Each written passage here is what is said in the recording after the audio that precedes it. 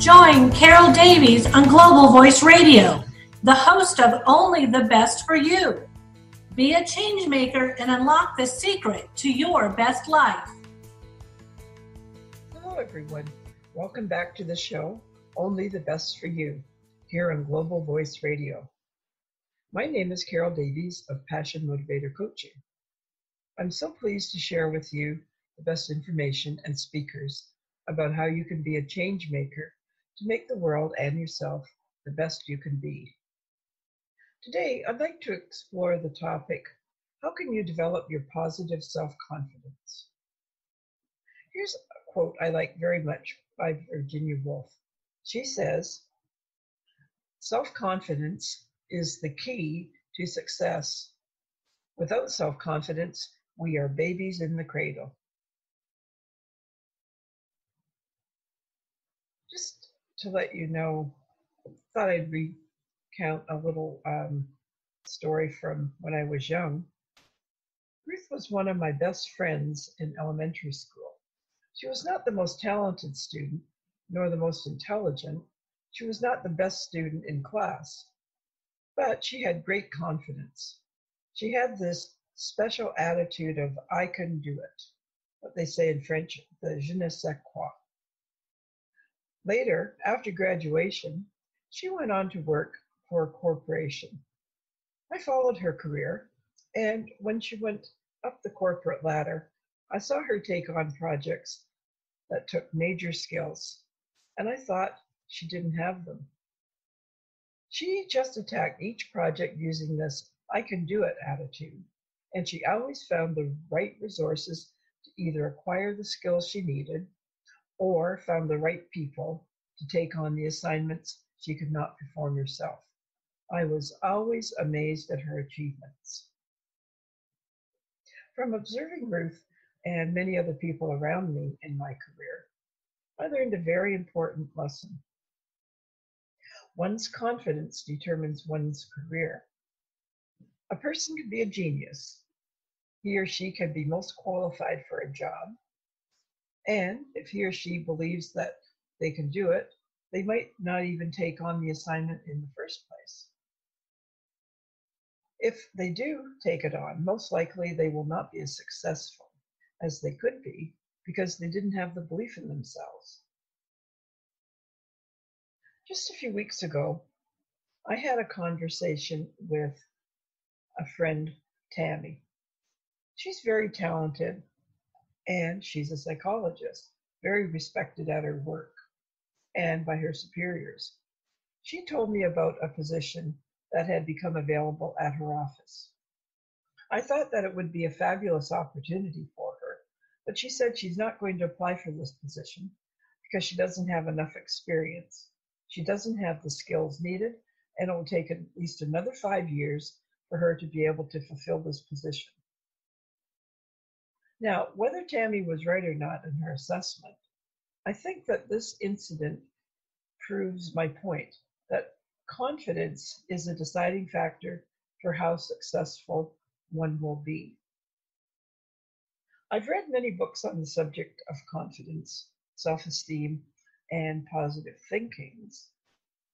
And in one of these books, I read a chapter which explained about the fact that we all have issues in life and things about our person that we would like to change. That was certainly me. So I continued to read. There are many things in life that we're not happy with. Some we can change, some we cannot. The things we are unable to change, we have to learn to live with and to accept. And the things we can change, we have to change however hard that might be. I'd just like to give a bit of an overview of self-confidence, self-esteem, and self-actualization. These are terms associated with personality development. The theoretical basis for these concepts are Maslow's hierarchy of needs, starting from basic needs to self-actualization, Bandura's self-efficacy, a form of situation-specific self-confidence, learning theories, both classical and operant conditioning. Self-esteem refers to a general feeling of self-worth and self-value. Self-efficacy is a belief in one's capacity to succeed at tasks. Self-confidence refers to the belief in one's personal worth and likelihood of succeeding. Self-concept is the nature and organization of beliefs about oneself. Let's look at age and self-concept. Younger children's self-concept is limited to descriptions of themselves, like boy, girl, tall, short. Older children can provide much more detailed descriptions about the color of their hair and eyes, a dress, and shoe size. Adolescents can explain self-concept vividly in terms of beliefs, likes, dislikes, and relationships. Now, adults tend to explain themselves in terms of quality of life and their personality. Older persons may have even more refined self-knowledge and wisdom developed over the years. As you can see, as we go from being very young to gradually getting older and into our adult years, our description of ourselves and our self-concept deepens and changes. And apart from age, culture also influences our self-confidence. Culture imposes different customs and different ways of thinking. A family or community may have beliefs and expectations different from other families and communities. These cultural differences affect the way we think. Different cultures have different views of what is normal or right and wrong, and these are our norms. School exerts an influence too. The expectations of teachers, the image of the school, the importance of the community attaches to the course content, and what students are expected to do at school eventually influence one's success or failure. Peer relations and friendships boost self-esteem too, owing to a sense of belonging. So, what are the effects of self-esteem? People with high self-esteem produce the following characteristics. They like to meet new people. They courageously express themselves. They are nicer to be around. They don't worry about how others will judge them. Their ideas are met with interest because others want to hear what they have to say. They create positive opportunities and they meet new encounters. People with high self-esteem have an I can do it attitude. On the other hand, people with low self-esteem don't believe in themselves. They see themselves failing before they begin. They have a hard time forgiving their mistakes and make themselves pay the price forever. They believe that they can never be as good as they should be or as others. They are afraid to show their creativity because they fear ridicule or being judged. They are dissatisfied with their lives. They spend most of their time alone. They complain and criticize. They worry about everything and do nothing. People with low self-esteem have an I can't attitude.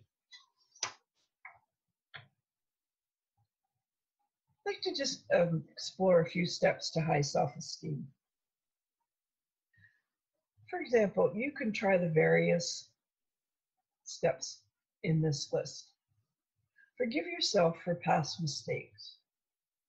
Focus on the positive attributes. Follow successful people.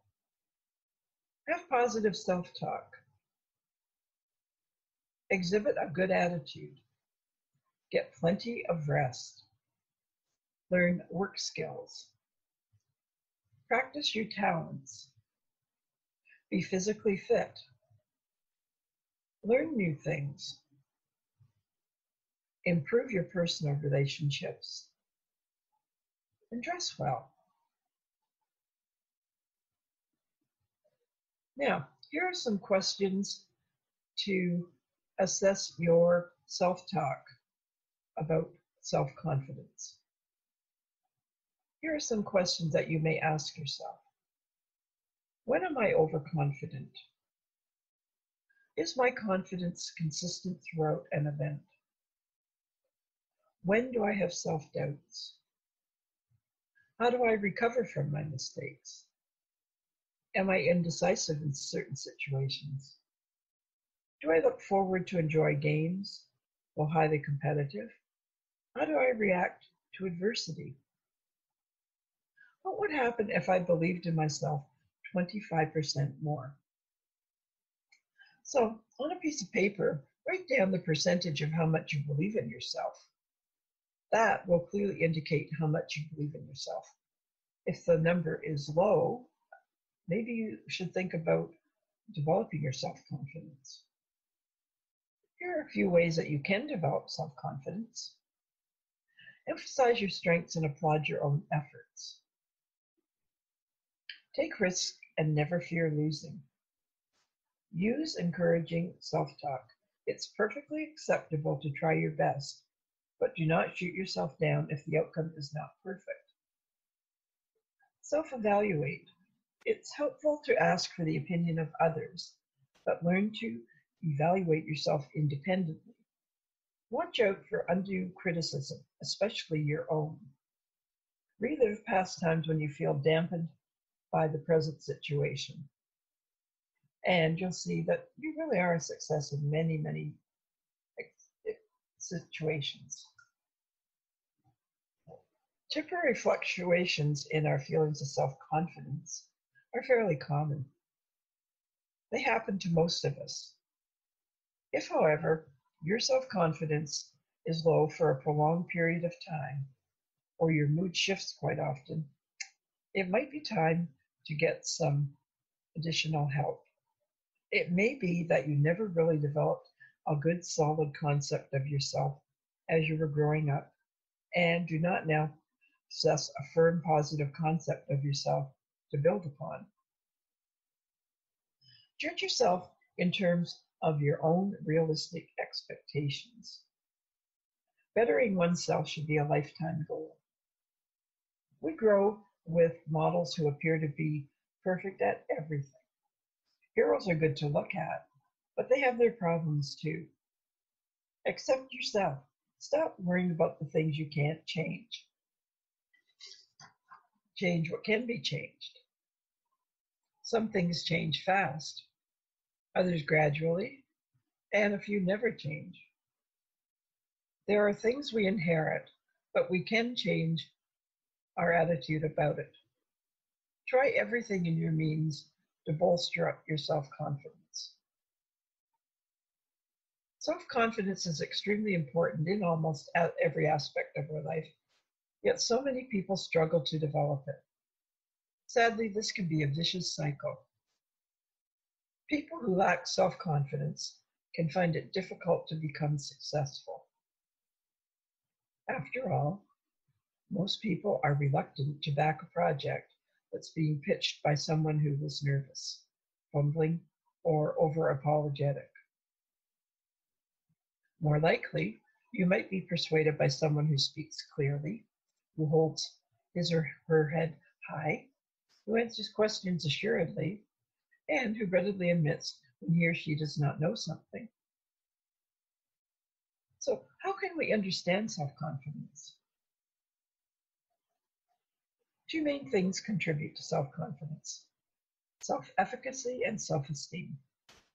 We gain self-efficacy when we see ourselves and others similar to ourselves, mastering skills and achieving goals that matter in those skill areas. This is the confidence that tells us we will succeed if we learn and work hard in a particular area. And it's this type of confidence that leads people to accept difficult challenges and persist in the face of setbacks. This overlaps with the idea of self-esteem, which in a more general sense is what we can cope with going on in our life. And we have a right to be happy. Partly, this comes from a feeling that people around us approve of us, which we may or may not be able to control. However, it also comes from the sense that we are behaving well, that we're competent at what we do, and that we can compete successfully when we apply our minds to it. Some people believe that self-confidence can be built with affirmations and positive thinking. Though there's some truth in this, it's just as important to build self-confidence by setting and achieving goals, thereby building confidence. Without underlying competence, you don't have self-confidence. You have shallow self-confidence, with all the issues, upset, and failure that this may bring. The following tips will help to improve your self-confidence. Some positive qualities. You may have some weaknesses, but also you have some strengths and good qualities. Lack of self-confidence may indicate that you're a sensitive person who is keenly aware of others' feelings. Turn this sensitivity into strength. Feel that your empathy with other people makes you a better person. Try to list several good qualities or several positive contributions you have made, and avoid feelings of self-modesty. Don't think of failure. If we constantly worry about things going wrong, then a lack of self-confidence is almost inevitable. Don't feel you are a victim to your thoughts. Learn to control them. This is a chance to succeed. If you lack self-confidence, it is a bigger mistake to always hold yourself back. Try inspiring yourself to explore some activities for a change. If you never attempt anything and avoid social activities, it is likely that your self-confidence will never get an opportunity to rebuild. Be kind to yourself. Life is not about being hard on yourself. If you can't be kind to yourself, who's going to be? Being kind to yourself involves several different aspects. One particular example can be dress smartly. Give yourself confidence by wearing clothes you're comfortable with. Wearing the right clothes that you feel good in for the situation makes a big difference to your self-confidence. Self-confident people inspire confidence in their audience, peers, team leaders, customers, and friends. Gaining the confidence of others is one of the key ways in which a self-confident person finds success. The good news is that self-confidence really can be learned and built on. Whether you're working on your own self-confidence or building the confidence of people around you, it's well worth the effort. Sometimes we are not at peace with ourselves always, let alone with others. We are often upset by our own thoughts and attitudes. That's when self-confidence comes in. It makes us think differently and realize that we don't have to worry if the mirror gives an imperfect image of ourselves. After all, we are larger and more real than the mirror. Self-confidence helps us view problems as opportunities and challenges rather than as disasters. Self-esteem comes from our ability to see our own strengths. Let's appreciate them and trust ourselves. A low self-esteem can result from one's inability to trust oneself. Let's realize that a few things are impossible to achieve in life. Success comes from making an effort based on self-confidence. Probably there is no such thing as complete and all-encompassing self-confidence. Rather, it is specific to every given situation. A person who is self-confident about his or her writing ability may feel diffident about speaking. And a person who enjoys speaking may feel totally unable to write competently. Building up one's own self-confidence depends on both necessary and desirable conditions. What is absolutely essential is to try, and try again doing something. Success will follow, which will lay the foundation stone. More and more success will complete the edifice. Encouragement from others speeds up the process, which is a desirable factor. Therefore, it is the responsibility of successful people to lend their support to the beginners. Sometimes just a word of appreciation at the right moment could help firm up someone's sagging or budding self-confidence. So, are self and soul one and the same? Possibly. What we call the soul could be another avatar of the self. While soul may be the ultimate reality, self is a psychological phenomenon which is present now. Soul is for the future. Self is what we have right now. Essentially, self combined with confidence spells success. So I'm sure you will agree that you cannot achieve much in life without a good deal of self-confidence. A state of inner confidence is only achieved through a balanced mixture of high self-esteem, realistic belief in yourself, a good measure of self-respect, and an accurate, positive self-image.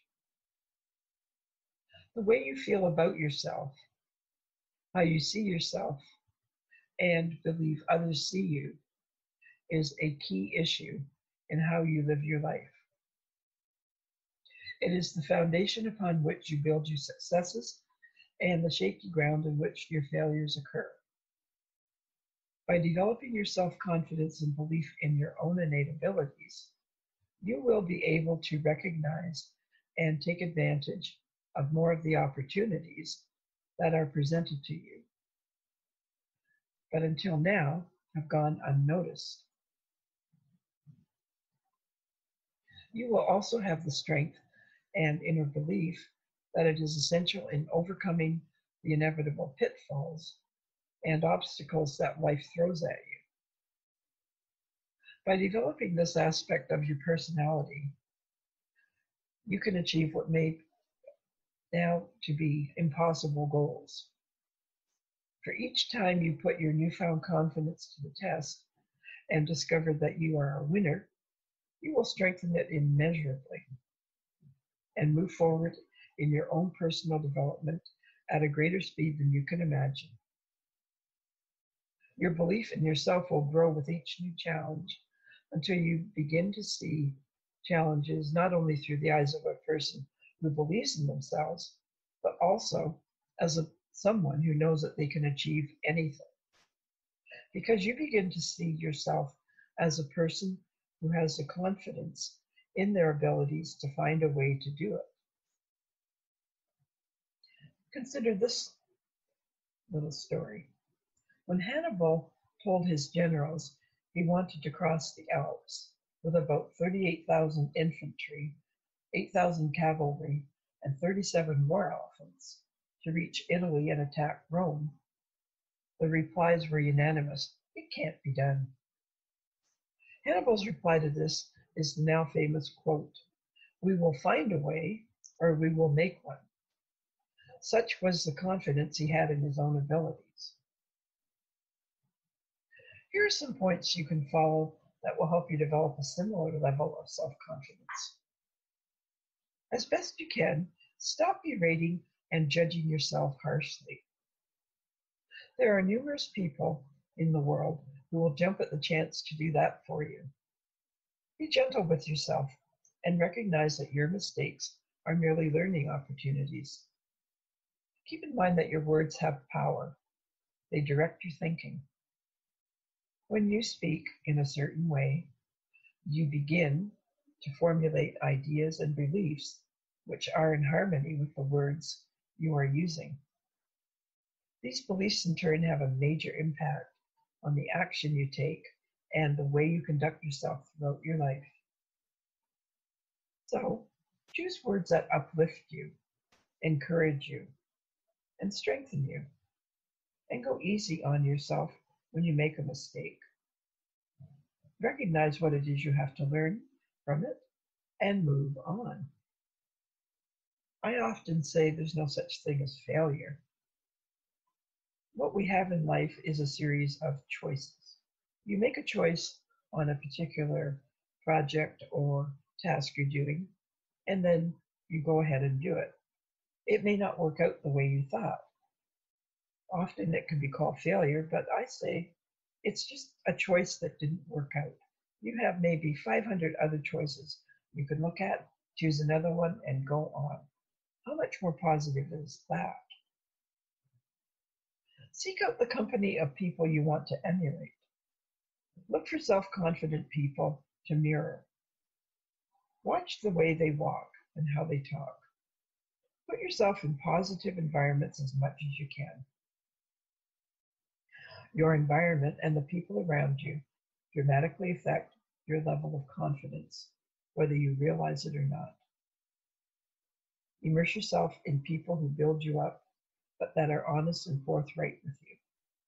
These are the type of people who will show you where you can improve, while also reinforcing that you can do it and the job that you have done thus far is great. They can help you work on your faults while praising you with each step forward you make. Negative people only pull you down and should be avoided. If someone tells you often enough you can't do something, you will begin to believe them and thus form a negative belief about yourself. Such people are toxic and must be avoided at all costs. Be a person who is true to their word. Take action when you vow to take action. Follow through on your plans, even if it is initially looking like there will be no way forward. That doesn't mean being inflexible, of course. There will be times when you need to compromise and alter your goals and plans, but always stay true to your vision. Another way will present itself. If you give up, you will seriously damage your confidence. A key point to remember is that there is no such thing as failure. You only fail when you give up. If you keep on keeping on, trying different approaches, and staying steadfast to your ideal, you will eventually succeed. The knock-on effect is that your confidence in yourself will grow, and you will also have the added knowledge of what not to do. Failure is the greatest teacher, but only if you learn from it and use it. Feel the fear and do it anyways. If you stand up and face the thing that you are most afraid of and do it anyway, very often the fear disappears. If it doesn't the first, it will the second, third, or fourth.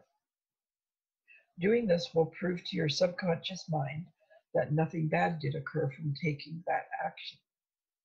For example, you will find that talking to that person didn't make you stop breathing, or giving a lecture didn't make you die, or walking across a bridge wasn't life-threatening. Keep a diary of all your achievements, no matter how small, and don't let others ridicule you for it. I know of a person who was terrified of balloons. Now, to you or me, this sounds ridiculous, but to him, it was as frightening as facing certain death. You know what your fear is. Many times in life, we fail to acknowledge the progress we are making simply because we can't see the forest for the trees. We get caught up in the big picture and don't see the smaller gains that are actually getting us closer to our goal. Think of a time when you met someone you hadn't seen in years. Do you remember noticing how much they had changed? You could see it, yet to their family, close friends, and people who see them every day, the changes would have been almost imperceptible. Take the time to write down every little gain you make. Soon, you will be able to read back over it and really see just how far you have come. Write down the fears you faced, how you faced them, and obstacles you overcame. Explain how you felt before and how you felt after. This will help keep you motivated in times of internal struggle and show you just how far you have come in your journey to more self-confidence. Finally, when you go to bed at night, let your mind think of all the achievements you had during the day, the week, and the month. No matter how small these achievements may seem, give yourself credit for all of them.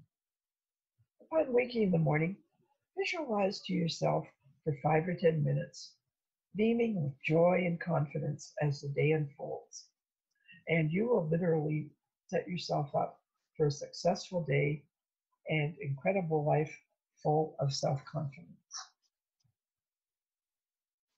I surely do hope that some of what you have heard today will help you become what you are capable of becoming.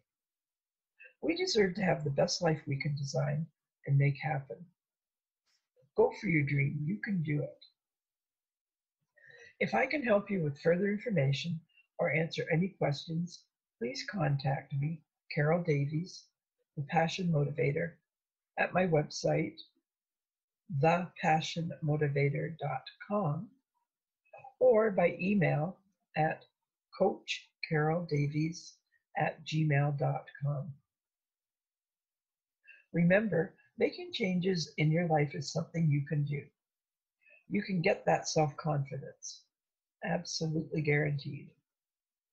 Tune in next week for more tips on how to have your best life. Bye now.